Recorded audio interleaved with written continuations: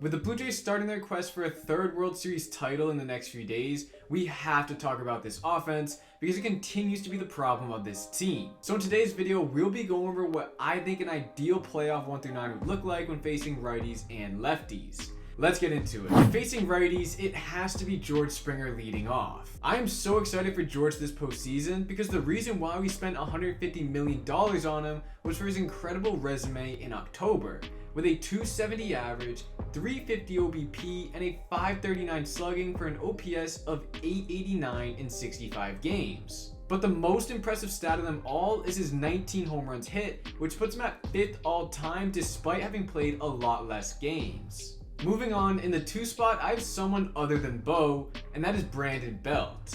This is completely off of a want basis because with Belt dealing with his back issue, he may not be able to hit like a 2-hitter. But if he is at his best, then in my eyes, he's the perfect guy to bat in this spot. His almost 400 on base in his last 80 games would allow Vlad and Bo to bat with a runner on more often. And with his 4.45 pitches seen per at bat, it would allow Vlad and Bo to see many more pitches in the on-deck circle and ultimately get a better idea of what they want at the plate. So as mentioned, Vlad at 3 and Bo at 4. But moving further down the lineup is when things start to get interesting. At the 5 spot, I've gone with Cavan Biggio, who has easily earned the right to bat this high in the lineup.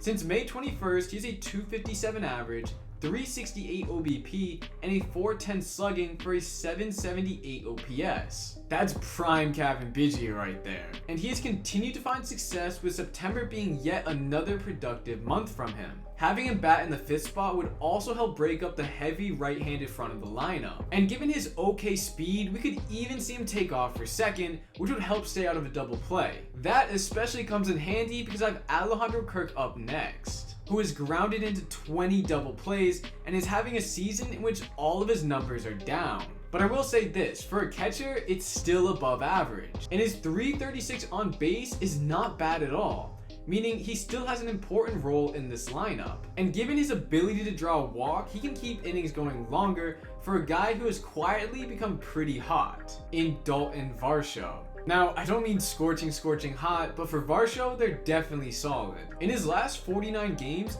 he's hitting 233 with a 745 OPS. Those aren't bad numbers for Varsho. And if he's able to bring this into the postseason, then the bottom of the Jays lineup will be in pretty good shape. And now onto the penultimate player, Matt Chapman. A tricky guy to rate because if you look at his OPS by month, it's pretty clear he's one streaky guy. So having him in the 8th spot makes sense to me because truthfully since April, he's not been productive at all. And finally, Kevin Kiermaier. I do like Kiermaier batting higher, but I have to be more realistic, and since Kiermaier is practically hit out of the 9th spot exclusively, I wouldn't be surprised if this is where we see him in October.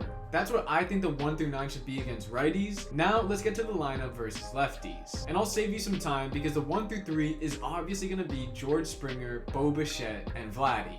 That's what it's been all season long, and looking at the Jays roster, there is no one else who could compete. But who comes directly after Vlad is where it starts to get complicated. At the 4th spot, I have Davis Schneider. Now, I know he has fallen out of favor with John Schneider, and you can't really blame him, he has not been hitting well. But when it comes to facing lefties, his numbers belong in the cleanup spot. In his 51 plate appearances against them this season, he has a 293 average, a 431 OBP, and a 781 slugging for an OPS north of 1200. Not too bad, and when the Jays last played a lefty, this is where he hit in the lineup. Moving on, batting 5th, I have Matt Chapman. This may come as a surprise to some people, or not, I'm not really sure. But Chappie belongs here solely based off of his splits versus lefties. And as you can see, they are miles better than against righties, including an almost 200-point OPS improvement. That's why I have him batting 8th against righties and 5th against lefties, right ahead of Whit Merrifield. In July, there's practically nobody better than him in baseball,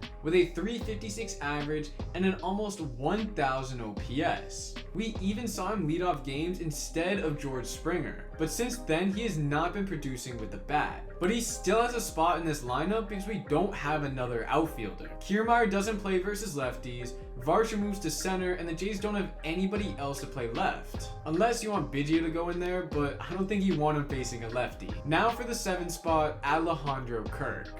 Against lefties, his numbers do bump up with a slash line that is very close to what he had just last year. So he's a pretty valuable asset. And judging how there's no recent news of Danny Jansen's return, he's going to be in the lineup 80% of the time. Batting 8th, we have Santiago Espinal. I've liked Espy in the past couple of weeks. Maybe because he's been killing it in September, which even saw him back cleanup against a lefty last time. But judging how pre-September he was replacement level at best, I think we have to put him at the bottom of the lineup. And finally, rounding us out is the only lefty, Dalton Varsho, who is having a very odd season. Take a look at his platoon splits. One looks obviously better than the other, right?